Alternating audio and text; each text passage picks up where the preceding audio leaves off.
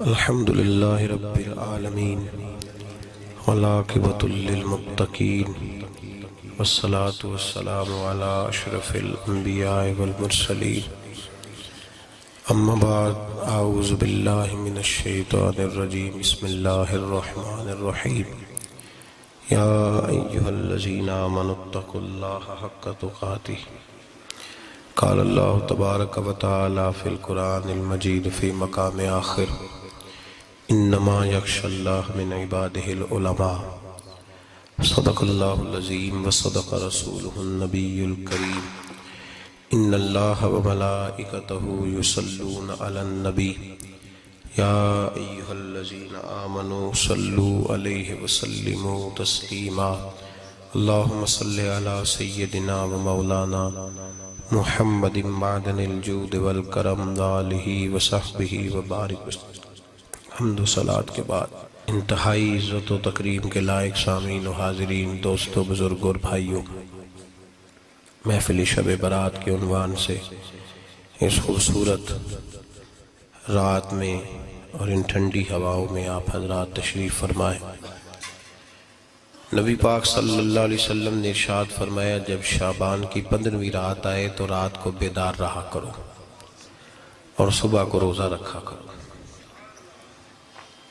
تو جب حضور نے کہہ دیا بیدار رہو تو پھر کسی کو سونا نہیں چاہیے، بیدار رہنا چاہیے۔ اور بیداری کا مطلب یہ نہیں کہ وہ آدمی بس جاگتا رہے، اس کا مطلب یہ ہے کہ وہ اللہ اللہ کرے، درود پاک پڑھے، عبادت کرے، تلاوت کرے، ذکر فکر میں رہے۔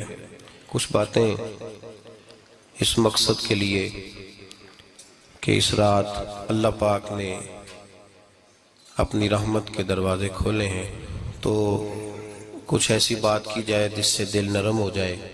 دوستو، قرآن مجید کی 2 آیات میں نے پڑھی ہیں۔ اللہ کریم نے فرمایا، یا ایھا الذین آمنوا اتقوا اللہ حق تقاتہ، اے ایمان والو اللہ سے ڈرو اور اتنا ڈرو جتنا ڈرنے کا حق ہے۔ ڈرو اللہ پاک سے، اور جس طرح تم کسی سے ڈرتے ہو، ڈرنے کا حق ہوتا ہے، وہ حق ادا کرنے کی کوشش کرو۔ ہم میں سے بہت سارے لوگ ڈرتے ہیں کچھ لوگوں سے، اور جب وہ ڈر رہے ہوتے ہیں تو انہیں احساس ہوتا ہے۔ اللہ پاک نے ہمارا وہ احساس خود بیان کر دیا ہے۔ فرمایا، جب تم کسی سے ڈرتے ہو تو تمہیں اس کا احساس ہوتا ہے کہ تم کتنا ڈرتے ہو، تو پھر تم کوشش کرتے ہو کہ تم وہ کام نہ کرو جس سے وہ بگڑ جائے گا، ناراض ہو جائے گا۔ جو لوگ قانون سے ڈرتے ہیں وہ اشارہ نہیں توڑتے، کچھ بھی ہو جائے اشارہ نہیں توڑتے۔ انہیں پتہ ہے کہ یہاں اشارہ توڑیں گے تو الجھ جائیں گے، اور جہاں انہیں فکر نہ ہو کہ کوئی پوچھنے والا نہیں، وہاں ہم نے دیکھا ہے کہ لوگ اشارہ توڑ دیتے ہیں۔ اللہ تبارک و تعالیٰ نے موقع دیا، میں حرمین شریفین حاضر ہوا تو وہاں ایک روڈ دائری روڈ کہلاتا ہے۔ اس روڈ سے پیدل چلنے والے نہیں گزر سکتے۔ وہ کہتے ہیں جی اس روڈ سے پیدل والا نہ گزرے، ان کے لیے علیحدہ جگہ ہے۔ قانون یہ ہے کہ اگر کوئی پیدل آدمی وہاں سے گزرے اور اس کا ایکسیڈنٹ ہو جائے تو وہ حکومت یہ کہتی ہے کہ یہ کیوں یہاں سے گزرا تھا، لہٰذا کوئی مقدمہ نہیں ہو سکتا۔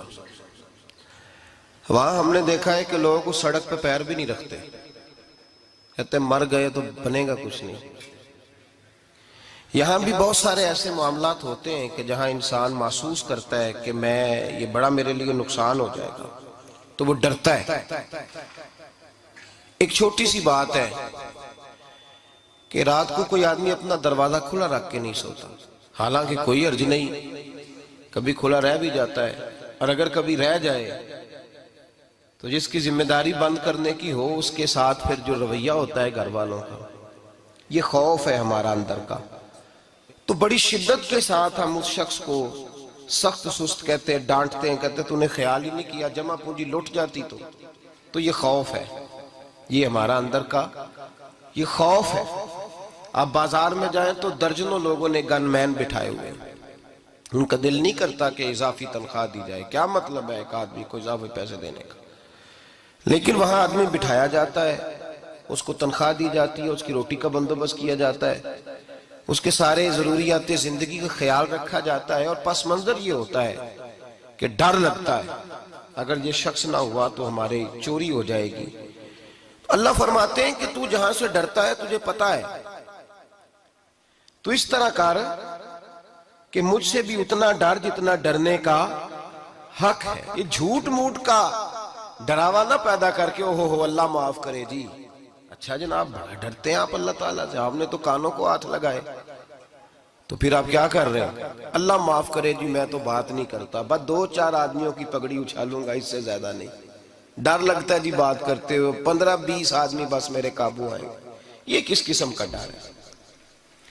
ڈرنے کا حکم دیا، اور میرے رسول کریم سید عالم صلی اللہ تعالیٰ علیہ وآلہ وسلم نے ارشاد فرمایا کہ تو رب کریم سے دنیا میں ڈر جا جس طرح ڈرنے کا حق ہے، جب قیامت کا دن آئے گا تو اللہ تجھے ڈرائے گا نہیں بلکہ اپنی رحمت کی چھاؤں میں جنت میں داخل کر دے گا۔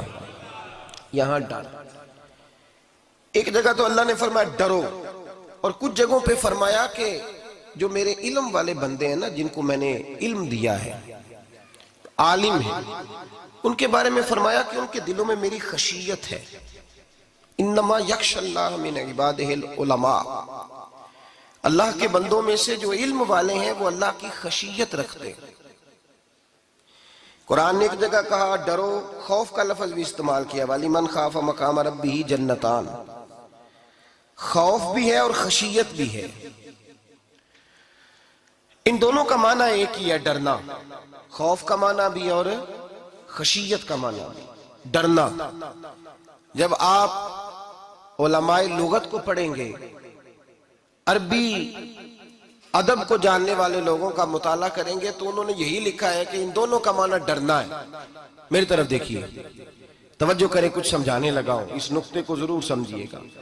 خشیت کا معنی بھی ڈرنا ہے، خوف کا معنی بھی، لیکن جب صوفیاء کے پاس جائیں نا، صوفیاء جو قرآن و سنت کی روح کی تفسیر کرنے والے ہیں، تو وہ کہتے ہیں نہیں، خشیت اور خوف میں فرق ہے، خوف اور ہوتا ہے، خشیت صوفیاء اس کی تفسیر اور کرتے ہیں۔ وہ کہتے ہیں خوف بھی ہوتا ہے اور خشیت بھی ہوتی ہے، الگ الگ چیزیں ہیں، ایک نہیں۔ بڑی خوبصورت بات ہے، اگر آپ سمجھ گئے تو آپ کو فائدہ دے گی۔ صوفیاء یہ کہتے ہیں کہ بھئی خوف ہوتا ہے اپنے گناہوں کا، کہ میں نے یہ گناہ کیے ہیں، اگر اللہ نے مجھ سے پوچھا تو مجھے بڑا خوف آتا ہے، مار پڑے گی، یہ خوف ہے۔ پھر سمجھ لیں، ایک آدمی نے حرام کا مال کٹھا کیا ہے زندگی میں، معاذ اللہ اس نے بڑے پاپ کیے، گناہ کیے، شراب پی، بدکاری کی، معاذ اللہ تعالیٰ ثم معاذ اللہ، اب اسے ڈر لگ رہا ہے کہ اللہ تبارک و تعالیٰ نے پوچھا تو میں کیا جواب دوں گا، یہ خوف ہے۔ اور خشیت یہ ہے کہ ایک آدمی سارا دن نماز پڑھتا ہے، روزہ رکھتا ہے، عبادت کرتا ہے، اللہ کو یاد کرتا ہے، پھر بھی ڈرتا ہے، یہ خشیت ہے، یہ خشیت ہے۔ جو گناہوں سے ڈرے وہ خوف ہے، اور جو رب کی ناراضگی سے ڈرے وہ خشیت ہے۔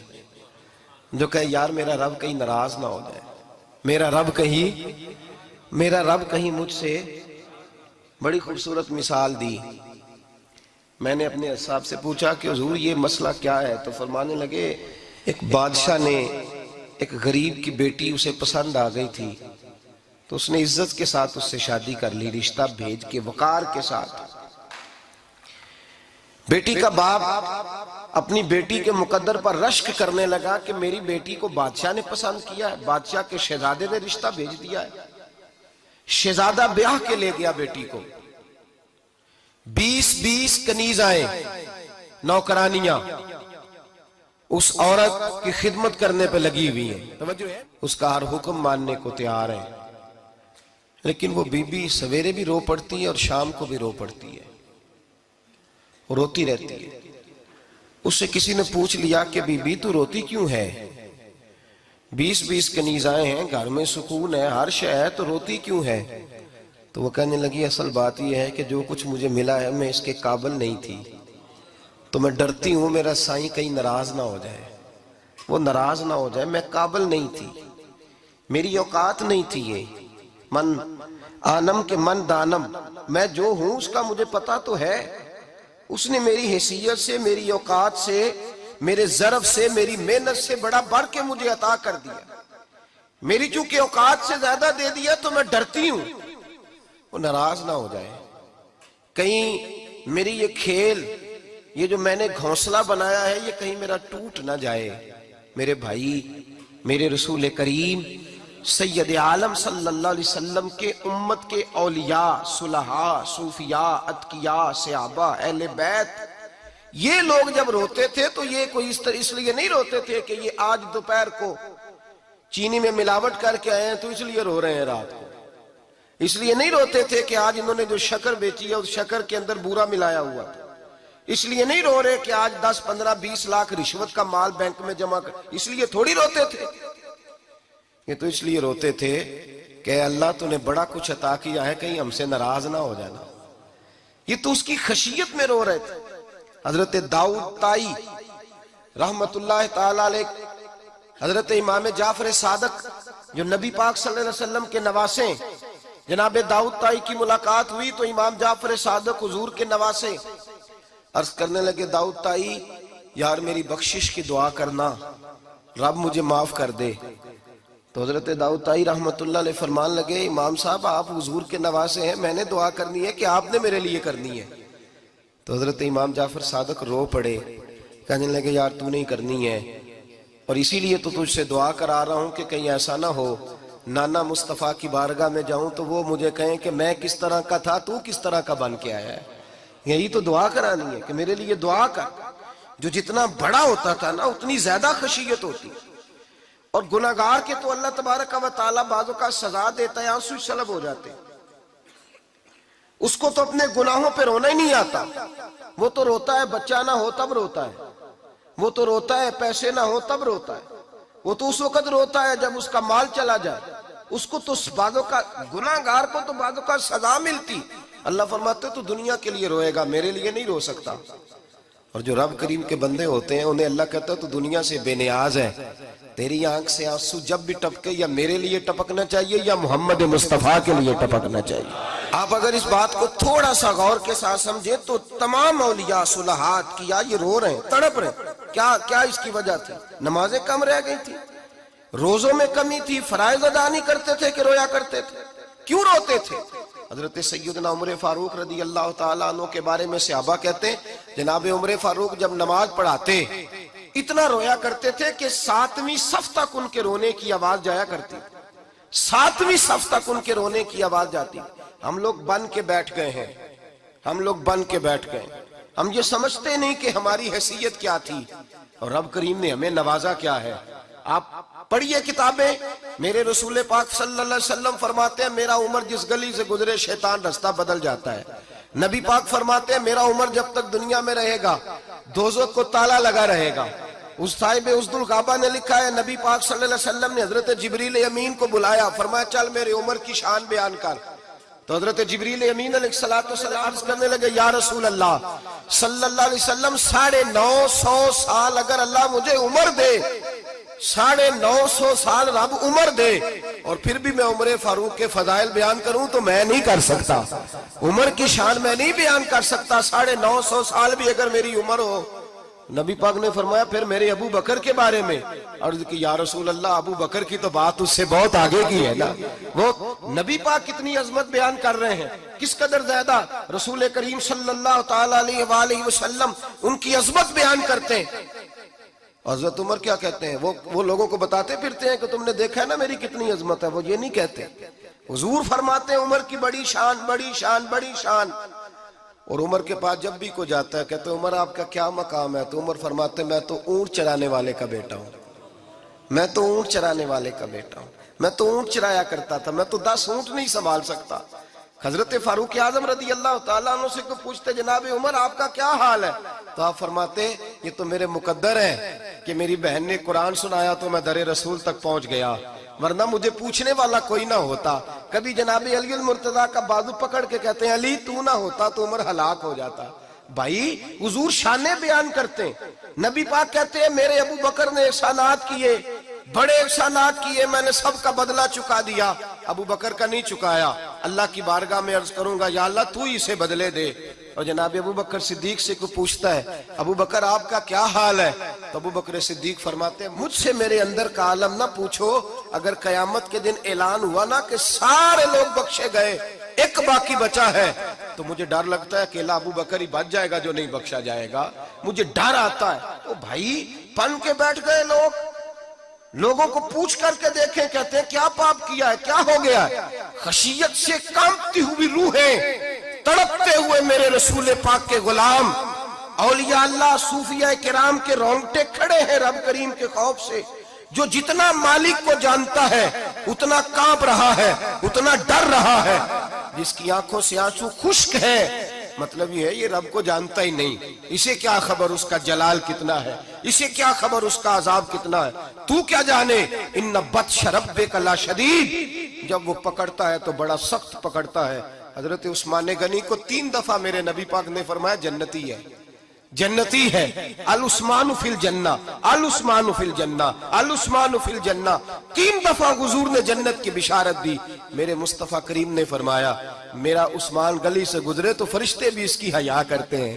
جناب عثمان غنی جن کو میرے نبی نے 2 بیٹیاں دے کے کہا عثمان میری 100 بیٹی بھی ہوتی، ایک کے بعد دوسری انتقال کرتی جاتی تو میں ساری تیرے نکاح میں دے دیتا، وہی حضرت عثمان غنی قبر پہ کھڑے ہیں حضور کے وصال کے بعد، ایک قبر پہ کھڑے، آنکھوں سے آنسو جاری ہے، داڑھی ساری آنسوؤں سے بھر گئی ہے، روتے ہی جاتے ہیں، روتے ہی جاتے ہیں۔ غلام کہتا عثمان یار رونا ہمیں چاہیے، رونا ہمیں چاہیے، جن کو کوئی بشارت نہیں اور آپ کو تو 3 بشارتیں، روتے کیوں ہو؟ جناب عثمان غنی فرمانے لگے جس مصطفیٰ نے مجھے جنت کی بشارت دی اسی رسول نے فرمایا تھا قبر آخرت کی منزلوں میں سے پہلی منزل ہے، آخرت کی منزلوں میں سے پہلی منزل۔ سوچتا ہوں اگر رب کریم نے عثمان سے حساب پوچھ لیا حساب کیسے دینا ہے، میرے مصطفیٰ کریم نے، یہ تو بات ہے نا جناب عمر کی، یہ تو بات ہے حضرت عمر کی، حضرت ابو بکر کی، جناب عثمان غنی کی، اور جس شیر خدا کے بارے میں نبی پاک نے فرمایا علی منی وانا من علی، فرمایا علی اور میں 2 نہیں، میں علی ہوں اور علی میں ہے، جن کو فرمایا من کنت مولا ہوں وہذا علی مولا، جس کا میں مولا اس کا علی بھی، اس کا علی بھی، جس مولا علی شیر خدا کو یہ درجہ دیا۔ ولی المرتضی اٹھے ہیں، نماز کا وضو کیا ہے، مصلی کی جانب جانے لگے تو جناب علی کا وجود تھر تھر کانپنے لگا، تھر تھر چھم چھم آنسو برسنے لگے۔ حضرت سیدنا امام حسن آگے بڑھے، ابا جی کیا ہوا؟ فرمایا حسن ڈر رہا ہوں، مالک کی بارگاہ میں جا رہا ہوں، کہیں رب علی کو دھتکار ہی نہ دے، کہیں مالک علی سے حساب ہی نہ پوچھ لے، کہیں اللہ تبارک و تعالیٰ ناراضگی کی نظر سے ہی نہ دیکھ لے۔ او بھائی ہم لوگ اتنے دلیر، اتنے تگڑے، اتنے سیاہ، اتنے عقل مند، اتنے گناہوں کے پیچھے پہاڑ ہیں، لیکن مجال ہے کوئی ایک قطرہ وہ آنسو جو ہم نے سنبھال کے رکھے ہیں دنیا داری پہ بہانے کے لیے۔ کبھی اپنا حساب کر، کبھی سوچ، روز شکوہ کرتا ہے، کہتا ہے میرے پاس پیسے نہیں، گاڑی نہیں، کار نہیں، کوٹھی نہیں، سرمایہ نہیں۔ کبھی سوچ جو کچھ ہے اگر رب کریم میرے اور آپ کے اعمال دیکھے تو ہماری حیثیت ہے کہ وہ سارا کچھ ہمیں دیا جاتا، ہماری اوقات تھی کہ وہ ہمیں دیا جاتا جو اس نے دیا ہے۔ ٹٹول کے دیکھیں، عمر گزر گئی شکوے کرتے، ذرا پلٹ کے دیکھیں، اگر ہمارے گناہ اور ہماری نیکیاں اکٹھی کی جائیں تو ہم جزا والے نہیں سزا والے نکلتے ہیں معاذ اللہ۔ محمود غزنوی بڑا پیار کرتے تھے ایاز کے ساتھ، بڑا پیار کرتے تھے، نوازا کرتے تھے، روز کوئی نہ کوئی تحفہ ملتا تھا ایاز کو۔ کچھ حسد کرنے والوں نے کہا محمود تو اسے تحفے دیتا ہے اور یہ جنگل میں اسلحہ اکٹھا کر رہا ہے، یہ تیرے خلاف علیحدہ سے فوج تیار کر رہا ہے، کچھ وقت آئے گا یہ تجھے چھوڑ کے علیحدہ سے بادشاہی کا دعویٰ کر دے گا۔ محمود غزنوی کہنے لگے یہ کس طرح کی بات؟ کہا تمہیں پتہ ہے کہ ایاز عصر سے لے کر عشاء تک کہاں رہتا ہے؟ محمود کہنے لگے یار واقعی میں نے کبھی پوچھا تو نہیں، شک کا بیج بو دیا، شک کا بیج بو دیا۔ محمود غزنوی کہنے لگے اچھا آج میں پیچھا کروں گا، تفتیش کروں گا، تحقیق کروں گا کہاں جاتا ہے۔ تحقیق کروں گا۔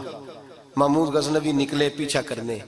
عصر کے بعد ایاز نے جنگل کا رخ کیا، محمود بھی پیچھے پیچھے ہو لیے۔ کہتے ہیں جنگل کے بیچ جا کے ایک جھونپڑی آئی، اس جھونپڑی کے اندر ایاز گئے، دروازہ کھولا، اندر چلے گئے۔ مجھے بڑا غصہ تھا کہ ہر بات مجھے بتاتا ہے، یہ کیوں نہیں بتائی؟ جب ایاز اندر گئے تو میں نے زور زور سے دروازہ کھٹکھٹایا غصے کے ساتھ۔ ایاز نے دروازہ کھولا، باہر آئے، میں نے کہا پیچھے ہٹ۔ ایاز پیچھے ہٹے تو میں اندر چلا گیا۔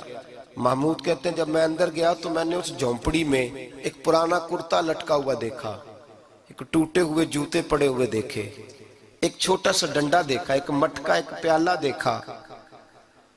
میں نے ساری تلاشی لی تو چند ٹوٹی پھوٹی پرانی چیزیں۔ میں نے کہا ایاز یہ کیا ہے؟ تو کہتے ہیں ایاز کہنے لگا بادشاہ ٹٹول کے دیکھ لے، یہی کچھ ہے جو تو نے دیکھا۔ میں نے کہا یہ ہے کیا؟ کہتے ہیں ایاز پیروں میں بیٹھ گیا، تڑپ کے رونے لگا، کہنے لگا بادشاہ یہ میری اوقات ہے، یہ میری اوقات ہے، یہ میری اوقات ہے، یہ میری اوقات ہے۔ کہا کیا مطلب؟ کہنے لگا جس دن تیرے پاس آیا تھا نا تو یہ میری کائنات تھی کل، آج تیری مہربانیوں نے مجھے یہاں تک پہنچا دیا ہے۔ میں جو تیرا غدار نہیں نہ ہوتا، میں جو تیری نافرمانی نہیں کرتا، اس لیے نہیں کرتا کہ میں ہر شام آ کے اپنی اوقات یاد کرتا ہوں، اور پھر مجھے روز رات کو میرا نفس کہتا ہے اس کا وفادار رہنا، اس کا وفادار رہنا۔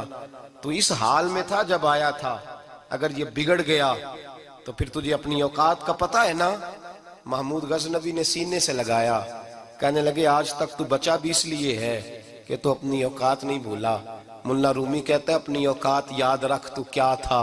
تجھے ایک رات سونے نہ دے تو اپنی ٹانگوں پہ کھڑا نہیں ہو سکتا، تیری وہ آنکھ لے جائے تو کچھ نہیں کر سکتا، وہ تجھے معذور کر دے تو کچھ نہیں کر سکتا۔ 30 سال کے اونچے 7 فٹ قد کے جوان اس نے فالج زدہ کر کے ہسپتالوں میں ڈال دیے، وہ کچھ نہ کر سکے۔ بڑے بڑے پہلوان جو کہتے تھے کہ ہم اٹھے تو دنیا اٹھتی ہے، اس نے پھینک دیے من و مٹی کے نیچے، کچھ نہ کر سکے۔ اپنی حیثیت نہ بھول۔ میرے رسول کریم سید عالم صلی اللہ علیہ وسلم نے فرمایا 2 باتوں میں لوگ دھوکے میں ہیں، دھوکے میں ہیں، دھوکے میں ہیں، دھوکے میں۔ یا رسول اللہ کون سی؟ فرمایا جو صحت مند ہے وہ دھوکے میں ہے، وہ سمجھتا ہے میں کبھی بیمار ہی نہیں ہوں گا، مجھے روز اسی طرح نیند آئے گی جس طرح اب آتی ہے، میں روز اسی طرح اٹھوں گا جیسے اب اٹھتا ہوں، میں اتنا ہی لمبا چوڑا رہوں گا جس طرح آج ہوں، میرا حسن اسی طرح قائم رہے گا جیسے آج ہے۔ تو دھوکے میں ہے، دھوکے میں۔ بڑے بڑے آئے اور بڑے بڑے مٹی کا ڈھیر ہو گئے، فنا ہو گئے، کل من علیہ فان، فنا ہو گئے، کوئی پوچھنے والا نہ رہا۔ اور میرے رسول پاک نے فرمایا جو فارغ ہے، جن کو رب نے اپنی عبادت کے لیے فارغ کیا، اپنے دین کی نوکری کے لیے فارغ، وہ بھی دھوکے میں ہیں، وقت ضائع کر رہے ہیں، چوک اور چوراہے میں کھڑے ہیں۔ میرے بھائی جب اپنی حیثیت انسان بھولتا ہے، حیثیت بھولتا ہے، پھر وہ شکوہ کرتا ہے، جب اپنی اوقات بھولتا ہے پھر شکوہ کرتا ہے، جب وہ بھول جاتا ہے کہ میں کیا تھا پھر وہ شکوہ کرتا ہے۔ حضرت سیدنا امام اعمش رحمت اللہ علیہ بازار میں کھڑے تھے تو بادشاہ کا بیٹا گزرا، اکڑ کے گزرا، آپ نے بازو پکڑ کے کھینچا، فرمایا جا کے اپنی ماں سے پوچھ اور اپنے باپ سے پوچھ تیری اوقات کیا ہے۔ اکڑ کے چلتا ہے، جا پوچھ ان سے تیری حیثیت کیا ہے۔ حضرت جناب سیدنا امام اعمش نے ڈانٹا تو واپس آیا، آگے کہنے لگا ابا وہ امام کیا کہتا تھا کہ میری اوقات کیا ہے، کیا اوقات ہے میری؟ تو باپ اور ماں دونوں گھورنے لگے، کہنے لگے بیٹے ہمارے پاس دولت بھی تھی، گھر بھی تھا، مکان بھی تھا، جائیدادیں بھی تھی، بادشاہت بھی تھی، پر ہم دنیا کے دروازوں سے بھیک مانگ مانگ کے تھک گئے تھے۔ عرش کا مالک ایک بیٹا عطا نہیں کرتا تھا، ایک بیٹی نہیں دیتا تھا، تڑپ گئے تھے، روتے تھے، سسکتے تھے۔ پھر وہی امام احمد جنہوں نے آج تجھے گلی میں کھڑا کیا ہے، اس کے دروازے پہ جا کے بیٹھ گئے۔ ہم نے کہا رب ناراض ہو گیا، دعا کرو ہم سے راضی ہو جائے، چلو زیادہ نہیں ایک لال ہی ہمیں دے دے۔ کہا امام احمد دعائیں کیا کرتے تھے تو تب اللہ پاک نے تو ہمیں عطا کیا تھا۔ تیری او بھائی اپنی حیثیت کا تو تعین کر، تو بڑھ بڑھ کے باتیں کرتا ہے، تو بڑا کھل کھل کے بولتا ہے، اپنی حیثیت کا تو تعین کرنا، ذرا اندازہ تو کرنا کہ تو کون تھا، کہاں سے آیا ہے، تیری اوقات کیا ہے۔ یہاں لوگ ایک منٹ میں آگے نکل جاتے، پلٹ کے دیکھ تو صحیح۔ اور میرے بھائی جو بڑے لوگ تھے وہ تڑپا کرتے تھے۔ حضرت فضیل بن عیاض رحمت اللہ علیہ فرماتے ہیں بغداد میں بارش نہیں ہوتی تھی، قحط پڑ گیا، جانور پیاس سے مرنے لگے، جوان بچے بوڑھے نڈھال ہونے لگے۔ فرماتے ہیں میں بھی نکلا، سفیان ثوری بھی نکلے، اور بھی کئی صوفیاء میدان میں نکلے، دعائیں مانگی، پر بارش نہیں ہوتی تھی۔ فرماتے ایک جھونپڑی سے ایک سفید بالوں والا اور گندمی رنگ والا ایک بوڑھا غلام نکلا جو کسی کا ملازم تھا، باہر آیا جھونپڑی سے، ہم اسے دیکھ رہے تھے، وہ ہمیں دیکھ نہیں رہا تھا۔ فرماتے ہیں اس کے چہرے پر عبادت کے نشان تھے، دور سے اس کا چہرہ دیکھتے لگتا تھا کوئی رب کریم کا بندہ ہے۔ فرماتے ہیں ہم اسے اللہ کا ولی جانتے تھے۔ اس نے دعا مانگی کہ تو لفظ پتہ کیا ہے دعا کے؟ ہاتھ اٹھا کے کہنے لگا مولا مجھے پتہ ہے یہ جو بارش نہیں نہ ہو رہی ہے میری وجہ سے نہیں ہو رہی، میرے گناہوں کی بڑی لمبی فہرست ہے، بڑی لمبی لائن ہے۔ کہنے لگا اے اللہ میری اکیلے کی وجہ سے سارے بغداد کو سزا تو نہ دے۔ رب کریم جوان بھوکے، بچے بھوکے، مائیں ترس گئیں، بچے ترس گئے، جانور پانی کے قطرے، اللہ گناہ تو میرے اکیلے کے ہیں اور ان سب کو سزا کیوں دیتا ہے؟ نہ میری سزا سب کو تو نہ دے، میری سزا صرف مجھے دے، ان کو نہ دے۔ کہتے ہیں ابھی اس کے ہاتھ اٹھے ہوئے تھے، دعا بول رہا تھا، رب کریم نے فوراً بارش عطا فرما دی۔ فرماتے ہیں کھل کے بارش برسی۔ میں نے لوگوں سے پوچھا پتہ کرو کس کا غلام ہے، کہا فلاں آدمی کا۔ حضرت فضیل بن عیاض کہتے ہیں میں شام کو گھر چلا گیا، اس کے آقا سے بات کی، خرید لیا۔ میں جب اس کو خرید کے لایا، گلی میں جا رہے تھے تو مجھے کھڑا کر کے کہنے لگا فضیل میں نکما سا آدمی ہوں، بال بھی سفید ہیں، مجھ سے تو زیادہ کام ہی نہیں ہوتا، کیوں تو نے پیسے خرچ کیے؟ میں اس قابل ہی نہیں تھا، کیوں خریدا؟ تو حضرت فضیل ابن عیاض کہتے ہیں میں نے اس کو کہا کل جو تو نے دعا مانگی تھی تو نہیں دیکھ رہا تھا، ہم دیکھ رہے تھے، تو مقبول ہے رب کریم کی بارگاہ کا، تجھے اس لیے خرید کے لایا ہوں تو مقبول ہے۔ کہتے ہیں یہ لفظ سنے تو ٹھہر گئے، وہ کہنے لگے اچھا آقا مجھے 5 منٹ کا وقت ملے گا؟ میں نے کہا ہاں ہاں ضرور ملے گا۔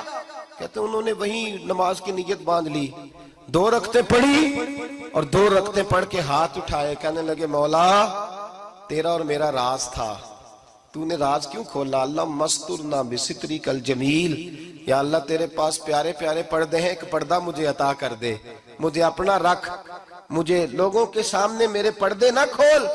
آپ فرماتے ہیں یہ کہہ کہ وہ زمین پہ بیٹھے کلمہ شہادت پڑھا، ان کی روح پرواز کر گئی۔ میرے بھائی جو زیادہ پرہیزگار تھے، جو بڑے رب کریم کے بندے تھے، ان کے تو آنسو خشک ہی نہیں ہوتے، وہ تو تڑپا کرتے، صبح شامیں ان کی روح کے گزرتے تھے اور رب کریم کی ناراضگی سے ڈرتے تھے۔ وہ کہتے تھے مالک کہیں ناراض نہ ہو جائے، کہیں بگڑ نہ جائے۔ میرے رسول کریم صلی اللہ علیہ وسلم کے صحابی کہتے ہیں ایک جنگ سے خوشخبری آئی تو جو خوشخبری لانے والے تھے وہ حضرت عمر فاروق رضی اللہ تعالیٰ عنہ کے پاس پہنچے خوشخبری دینے۔ حضرت عمر رضی اللہ تعالیٰ عنہ کھڑے تھے، صحابی نے آ کے کہا عمر مبارک ہو۔ جناب عمر کچھ لوگوں سے گفتگو کر رہے تھے، بات چیت جاری تھی، کہا مبارک ہو فتح ہو گئی۔ حضرت عمر کہنے لگے ٹھہر تو جا، اس سے تو بات کر لینے دے جس سے کر رہا ہوں۔ جب کہنا ٹھہر تو جا تو جو پیچھے کھڑے تھے وہ شرمندہ ہو گئے، اتنی سی بات ہے نا، چودھری تو بندہ بنتا ہی تب ہے جب 5-10 کی ایک دن کے اندر بے عزتی کر لے، پڑھا لکھا تو بنتا ہی تب ہے جو 10-15 کو جاہل کہہ لے، تو بڑا تو بنتا ہی تب ہے جو 5-6 کو نیچا دکھا لے۔ تو یہ ہماری ڈگریوں کا تو مزاج ہی بڑا مختلف ہے، ہم تو اعزاز والے ہوتے ہی تب ہیں جب کچھ چھوٹا ہوگا تو ہم بڑے ہوں گے نا، ہم تو چاہتے ہیں ہمیں کچھ چھوٹا ملے، کسی کو چھوٹا کر کے اس کے قد پہ سوار ہو کے بڑا ہونا چاہتے ہیں۔ اتنی سی بات تھی کہ ٹھہر جانا یار پہلے اس کی تو سن لینے دے۔ وہ شرمندہ ہو گئے صاحب، جب وہ شرمندہ ہوئے تو سیدنا فاروق اعظم دوڑے گئے۔ صحابہ کہتے ہیں گارا تھا، کیچڑ تھا، اس گارے میں سر رکھا، سجدہ کرنے لگے، اٹھے، کہنے لگے مولا اپنے عمر سے ناراض نہ ہو جانا، یہ کل تک اونٹ چرایا کرتا تھا، آج تیری مخلوق کو شرمندہ کرنے لگ گیا ہے، یہ اپنی حیثیت ہی بھول گیا، اسے خبر ہی نہیں کہ یہ کیا تھا، یہ آج تیری مخلوق کو شرمندہ کرتا ہے؟ اللہ اپنی عمر سے ناراض نہ ہو جانا۔ وہ شخص کہتے ہیں پیچھے آ کے کھڑا رو رہا ہوں۔ میں نے کہا عمر کیا کر رہے ہو؟ فرمایا نہیں یار، میں نے تجھے شرمندہ کیا ہے، یہ میں بھول گیا تھا کہ میں کیا ہوں۔ بھائی اپنی حیثیت کا تعین کریں، آؤ آج اپنی حیثیت کا تعین کریں، دیکھیں ہم کہاں تھے، کہاں بیٹھے، پلٹ کے دیکھیں کیا تھے، ہم کیا ہیں، راتیں کہاں گزرتی ہیں، صبح کہاں بیتتی ہیں۔ ایک لمحے کے لیے پلٹ کر اپنے ظلم، زیادتیاں، جھوٹ، غیبتیں، بے حیائیاں، اپنی زندگی کے امور کا اگر ہم یک نظر جائزہ لیں، پیچھے پلٹ کے دیکھیں تو حضرت جناب سیدنا غوث اعظم جیلانی رضی اللہ تعالیٰ عنہ فرمایا کرتے تھے اگر لوگ اپنے گناہ یاد کریں تو وہ پریشان ہو جائیں کہ ہمیں پانی کا قطرہ کیوں مل رہا ہے، وہ اگر اپنی غلطیاں یاد کریں تو انہیں احساس ہو کہ ان کا سانس کیسے چل رہا ہے۔ بھائی اگلی بات سنو گے تو اور حیران ہو جاؤ گے۔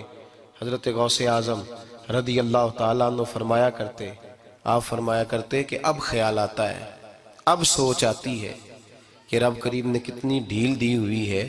ہم ہیں کہ سمجھتے ہیں یہ میری عقل مندی کا کمال ہے کہ مجھے سارا کچھ نافرمانی کے باوجود بھی مل رہا ہے۔ بھائی خشیت الہی پیدا کریں۔ جتنا بندہ بڑا ہوتا تھا اس کے دل میں خوف بھی اللہ کا وہ جانتا تھا۔ حضرت امام اعظم ابو حنیفہ بیٹھے تھے تو ایک بی بی فتویٰ پوچھنے آئی۔ بی بی روز خاوند سے مطالبہ تو کرتی ہے، فلاں چیز چاہیے، فلاں چیز چاہیے، اللہ کرے وہ یہ مطالبہ کرنے لگ جائے کوئی شے نہیں چاہیے، جو چاہیے حلال کا چاہیے۔ آمین تو کہہ دے۔ اللہ کرے بی بی یہ مطالبہ کرنے لگ جائے سوکھی روکھی چاہیے پر چاہیے مجھے جائز دینا، بے شک ایک وقت دینا۔ اللہ کرے یہ مطالبہ ہونے لگ جائے، شب برات کی بڑی مقدس رات، اللہ کرے اس رات یہ مطالبہ ہونے لگ جائے۔ ایک بی بی آئی خاتون، چرخہ کاٹتی ہے، سوت بناتی ہے، حضرت امام صاحب سے مسئلہ پوچھنے آئی۔ کیا مسئلہ پوچھا اس نے؟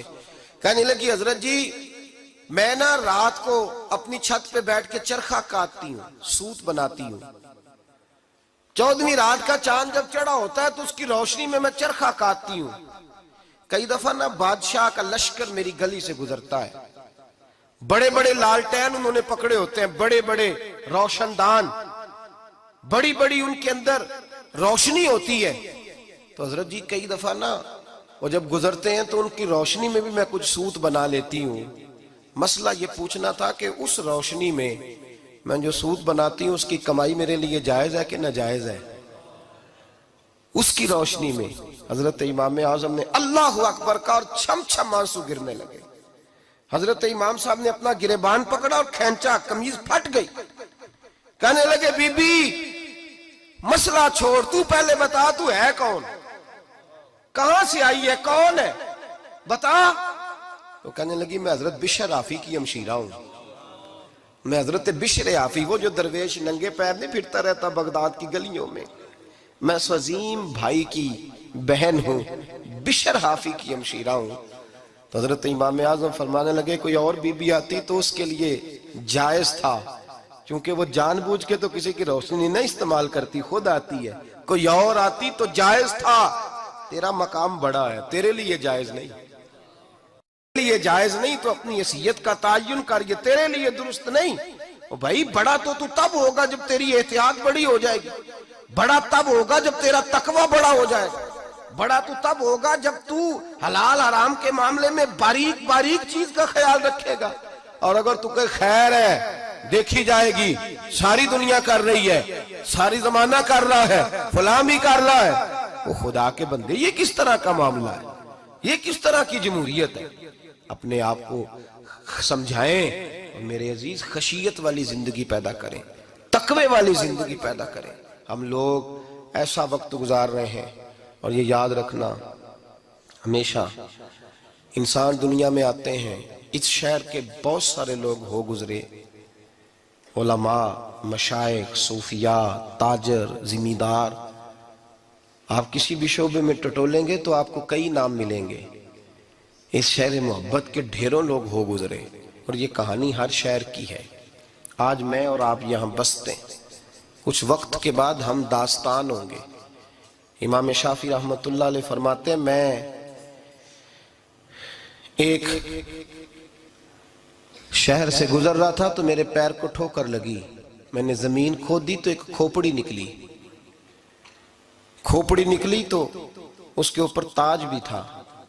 فرماتے میں نے شہر کے لوگوں سے پوچھا یہ کیا ہے؟ تو کہنے لگے یہ بادشاہوں کا قبرستان ہے، اس میں غریب دفن تو نہیں ہو سکتا تھا، دفن تو بادشاہوں کا خاندان ہے، لیکن افسوس کی بات یہ ہے کہ یہاں مٹی ڈالنے کوئی نہیں آتا۔ اب یہ سیدھی سڑک بن گیا۔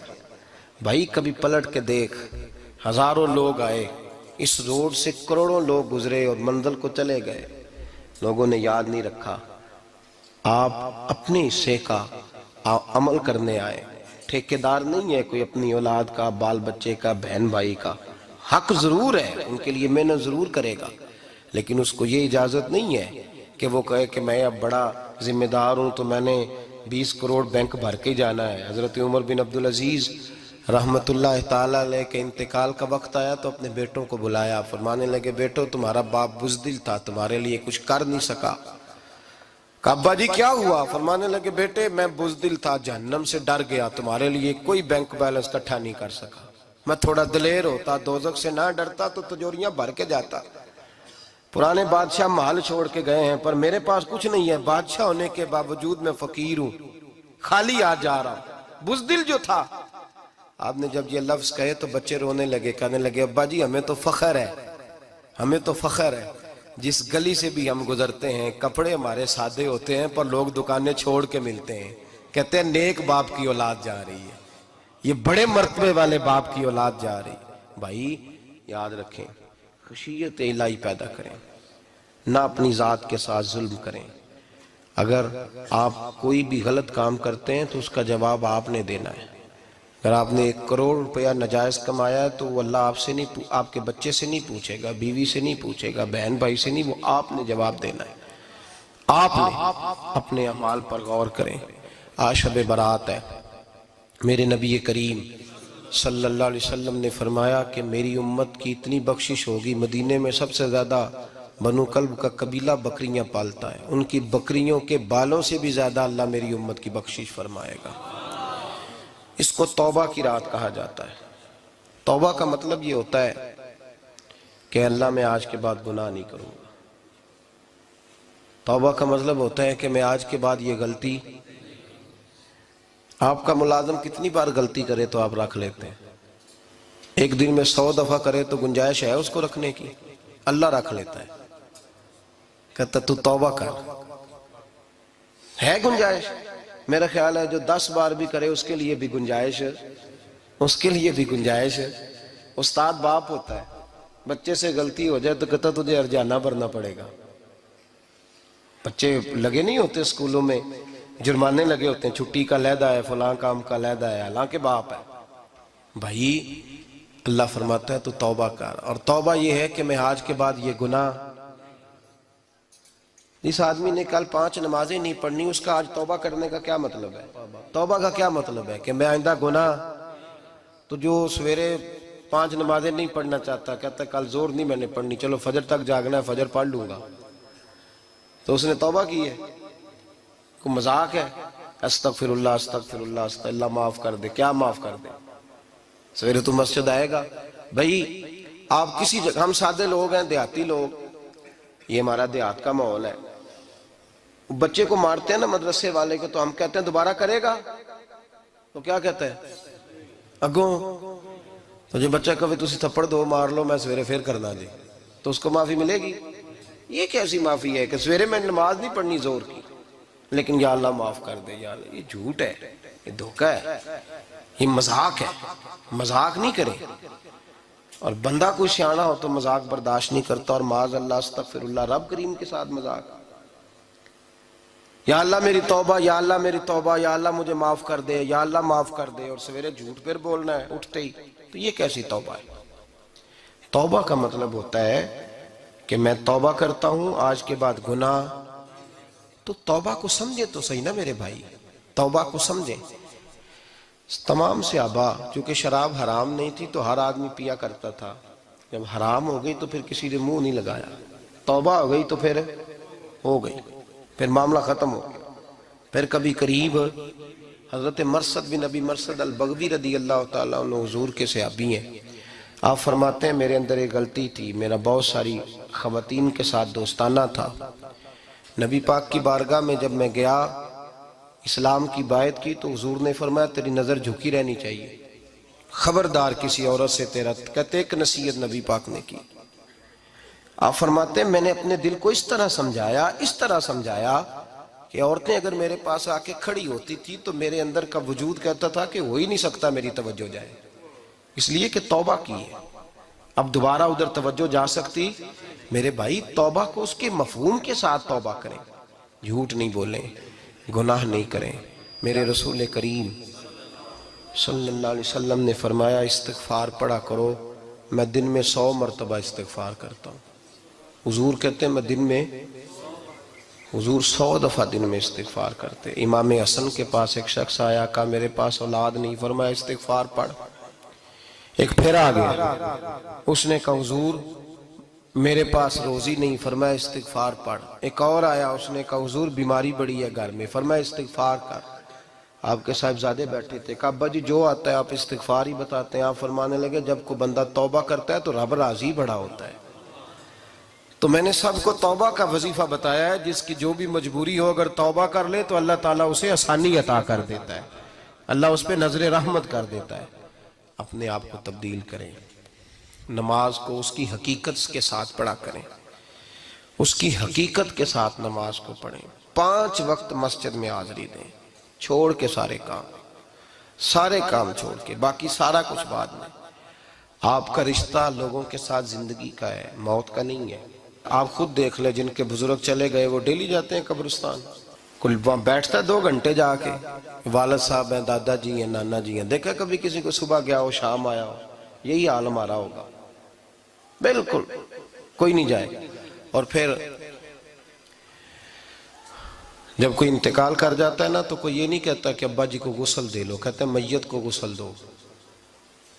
ماں آنکھوں کی ٹھنڈک ہوتی ہے لیکن کہتے ہیں لاش کو اٹھاؤ، جنازے کو اٹھاؤ. آپ کے رشتے ناتے ختم ہو گئے.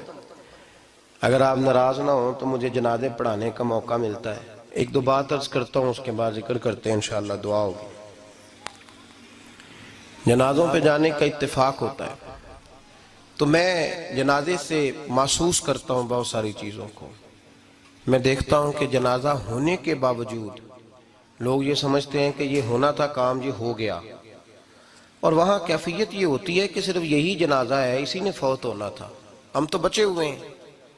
قرآن پاک سے محبت کرنا، قرآن پاک پڑھنے والوں سے پیار کرنا، قرآن کے مدارس کو آباد کرنا، یہ بڑا مشکل ہوتا جا رہا ہے. ہم ایک مدرسہ چلاتے ہیں، ہم محسوس کرتے ہیں کہ یہ بڑا کٹھن معاملہ ہے، بڑا کٹھن. ایک تو تنقید کی نظر بھی سب سے زیادہ اداروں کی طرف ہوتی ہے اور سب سے کم تعاون بھی اداروں کے ساتھ ہوتا ہے. مجبوری کے ساتھ ادارے وقت گزارتے ہیں. اپنا رجحان مدارس کی جانب کریں اور دین سیکھنے کی طرف رجحان کریں. قرآن مجید صحیح پڑھنا سیکھیں، قرآن مجید صحیح سمجھنا سیکھیں. اور پھر میرے بھائی جو آیات آپ کو ضروری ہیں، نماز جنازہ ہے، وضو ہے، غسل ہے، آپ کے روزمرہ کے معاملات ہیں، وہ کسی اچھی قاری سے، اہل سنت کے کسی شخص سے ان کی درستگی کرائیں، اپنے معاملات پہ غور کریں، یہ ان کوتاہیوں سے باہر آئیں، قرآن پاک سے محبت کریں اور دینداروں کے ساتھ جڑیں. ایک گزارش آپ سے اور کرنی ہے، اس کو بھی کھلے دل کے ساتھ سنیے گا، کھلے دل کے ساتھ. یہ شب برات کی رات ہے اور میں ذمہ داری کا مظاہرہ کرتے ہوئے بات کرنا ضروری سمجھتا ہوں. آپ کسی پیر صاحب سے ملیں، کسی آستانے پہ جائیں، یہ کچھ گزارشات ہیں، بات میری ختم ہو گئی، وہ کر کے میں دعا کرنے لگا ہوں. تو شریعت اسلامیہ کا ضرور پاس اور لحاظ کریں. یہ دیکھیں جس صوفی کے پاس، درویش کے پاس، جس کو آپ پیر سمجھ رہے ہیں، اسے کوئی قرآن حدیث بھی آتا ہے، وہ کو سنت شریعت کا بھی پابند ہے. میری اپنی جماعت سے ہاتھ باندھ کے گزارش ہے، خدا را اب بس کر دیں.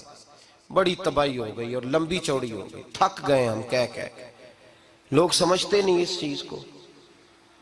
اعلیٰ حضرت فاضل بریلوی نے لکھا ہے، ادھر دیکھیں، اعلیٰ حضرت نے لکھا ہے کندھوں تک بال رکھنا جائز ہے، کندھوں تک، کندھوں سے نیچے رکھنا حرام ہے. کیسے اس شخص کو لوگ پیر مان لیتے ہیں جس نے داڑھی سنت سے چھوٹی رکھی بھی ہے؟ بال بڑے رکھے ہوئے، یہ ملنگ صاحب ہیں، ان تماشوں سے باہر آ جائیں، اللہ تبارک و تعالیٰ کی بارگاہ کی طرف رجوع کریں۔ ہم دم کے قائل ہیں، درود کے قائل ہیں، میں سارا دن پتہ نہیں بیسیوں تعویذ لکھ کے دیتا ہوں، ہمارے بزرگوں کا طریقہ ہے، یہ چیزیں جائز ہیں، ان کی شریعت میں اصل ہے، دلیل ہے، لیکن کل دین یہ نہیں ہے۔ اپنے آپ کو بچائیں اور علم کی طرف رجوع کریں، تقوی کی طرف رجوع کریں، ان ظالموں سے، بہروپیوں سے اپنے آپ کو بچائیں۔ اور میں ان لوگوں کو بھی دعوت فکر دیتا ہوں جو ہمیں روز آ کے کہتے ہیں یہ تمہارا پیر تو یہ تمہارا پیر، جب ہم خود کہہ رہے ہیں ہمارا نہیں، تو ہم کسی شرابی کبابی کو اٹھا کے کہہ دیں یہ تمہاری جماعت کا بندہ ہے تو تم رکھ لو گے؟ کہو ہم اگر کہہ دیں تمہاری جماعت یہ درس دیتی ہے تو تم مان لو گے؟ یہ کیا بات ہوئی اگر کسی جماعت کا کوئی شخص غلط ہے؟ اور ہم درباروں والے نہیں، ہم تو مسجدوں والے لوگ ہیں۔ دربار تو ایک ضمنی چیز ہے، بن بھی جائے تو ٹھیک ہے، ورنہ تو میرے نبی پاک نے فرمایا ہر مومن کی قبر جنت کا باغ ہوتی ہے، تو اندر دربار ہی بنا ہوا ہے، جنت کھلی ہوئی ہے، اوپر بلڈنگ بننا اتنا ضروری کام مہربانی فرمائیں۔ ایک تو اپنے آپ کو دین کی طرف راغب کریں، رمضان شریف آئے گا اپنی اصلاح کی کوشش کریں، اور جب کسی دینی مجلس میں جائیں تو روح کی دنیا لے کر کے جائیں، کچھ سیکھنے کے ارادے سے جائیں، کچھ درس لینے کے ارادے سے جائیں، جمعے پڑھیں، دروس سنیں، تو کچھ لینے کے ارادے سے جائیں، اور دین کی خدمت میں اپنے حصے ڈالنے کی کوشش کریں۔ اس سے صرف چندے کا معاملہ نہیں، اس سے مراد یہ ہے کہ اپنی اولاد کو، اپنے بچے کو، اپنے آپ کو دیندار بنائیں، یا آپ کا دین میں حصہ ہوگا، یا آپ کا دین کے ساتھ تعاون ہوگا۔ آخری بات میرے بھائی آپ حضرات سے یہ ہے، اس کو ضرور سمجھیں، خواتین کو پردے کا پابند کریں، ان کو پردہ داری سکھائیں۔ پردہ شریعت میں ضروری ہے، اور جواب دہ عورت نہیں ہوگی، اس کا خامند ہوگا، اس کا باپ، اور اس کا اگر بھائی بڑا سربراہ ہے تو وہ جواب دہ ہوگا کہ عورت بے پردہ کیوں نکلتی ہے۔ تہذیب کے نام پر بد تہذیبی نہ کریں، خبردار کوئی ایسا کام نہ کریں جسے اللہ رسول ناراض ہو۔ ان کو پردے کا پابند کریں، بغیر برقعے کے، بغیر مکمل نقاب کے، بالکل عورت کو اجازت نہ دیں گھر سے نکلنے کی، سختی کریں، اور ان کو سمجھائیں کہ ہمارا تعلق یورپ کے ساتھ نہیں، ہمارا تعلق خاتون جنت حضرت فاطمہ الزہرا کے ساتھ ہے۔ ان کو پابند کریں، اور یہ میں ذمہ داری سے بات کہہ رہا ہوں، مرد ذمہ دار ہے اگر اس کی عورت باپردہ نہیں ہے، وہ ذمہ دار ہے، اور اللہ کی بارگاہ میں اس کی کوئی بات قابل قبول نہیں ہوگی۔ اور شب برات کی رات اتنے لوگ گواہ ہیں کہ یہ پیغام آپ کو پہنچایا گیا، آپ کو پہنچایا گیا، آسمان زمین اور ہوا گواہ ہے کہ ہمیں یہ بات پہنچائی گئی کہ ہمیں ان کو پردہ کرانا ہے۔ ذکر ہوگا، ذکر کیا ہے؟ ذکر ہے اللہ کو یاد کرنا۔ اور میرے نبی پاک صلی اللہ علیہ وسلم نے ایک حدیث میں فرمایا رب کا ذکر اس طرح کرو کہ لوگ تمہیں دیوانہ سمجھے۔ یہ لوگ باتیں کرتے ہیں تو کھول کھول کے، اللہ کے ذکر کی باری آتی ہے تو تھک سے جاتے ہیں، تھک کے ذکر نہیں کریں، ذکر کریں تو پوری دل جمی کے ساتھ، سرور کے ساتھ، کیف کے ساتھ۔ اور آج کر کے تو دیکھیں بھلا ذکر میں ہوتا کیا ہے، یہ لذت کیا ہے، یہ کیف کیا ہے۔ میرے بچے چھوٹے مجھ سے کہتے ہیں ذکر لمبا کرایا کریں۔ بیٹا اکثر مجھے کہتا ہے ذکر جو ہے نا وہ جب آپ بڑا لطف آتا ہے ذکر میں، ذکر تو ایک کیفیت ہے، لگ جائے تو اس کا ایک اپنا ذائقہ ہے، تو ذکر کریں اللہ کا، درود شریف پڑھیں۔ دعا کیا ہے؟ آج لائٹ کو بند کر کے جب ہمارے ہاں ذکر ہوتا ہے، دعا ہوتی ہے، تو ہمارے بزرگ یہ کہتے ہیں ہم ثابت یہ کرنا چاہتے ہیں کہ ہم مجمع میں نہیں بیٹھے، یا اللہ تیری بارگاہ میں بیٹھے ہیں، ہمیں تو ساتھ والا دیکھ نہیں پا رہا۔ دعا مانگیں، اور اللہ سے مانگیں تو کھول کے مانگیں۔ اور آج اگر ہو سکے نا تو کوئی ایک آدھ قطرہ گرا ہی دے۔ میرے نبی پاک نے فرمایا محفل میں چند لوگ بھی رو پڑیں تو سب کا کام بن جاتا ہے۔ آپ میں سے کوئی نیک آدمی ایسا ہوگا تو ہمارے جیسے کئی گناہگاروں کو ساتھ اللہ اس پہ فضل فرمائے گا۔ یہاں ذکر کے بعد دعا ہوگی، دعا کے بعد پھر سلام ہوگا، پھر ایک دفعہ آخر میں دعا ہوگی، پھر آپ کو کچھ وقت دیا جائے گا انفرادی طور پہ نفل ادا کرنے کا، 4 6 نفل پڑھ کے نئے سرے سے تازے ہو کے آپ حضرات تشریف لائیں گے، اور پھر انشاءاللہ تعالی یہاں لنگر کا بندوبست ہوگا، آپ حضرات کے لیے ماں حضر جو کچھ ہے آپ کو پیش کیا جائے گا۔ کوشش کریں روزہ رہ ہی جائے صبح کا، ویسے بھی پریکٹس ہوگی رمضان کی، اور شعبان میں زیادہ روزے رکھنا میرے نبی پاک کی سنت بھی ہے، اس لیے ضرور کوشش کریں کہ سحری کا بندوبست ہے تو آپ روزہ رکھیں تاکہ آپ کے لیے آسانی ہو جائے۔ اللہ تبارک و تعالی ہماری اس حاضری کو اپنی بارگاہ میں مقبول فرمائے۔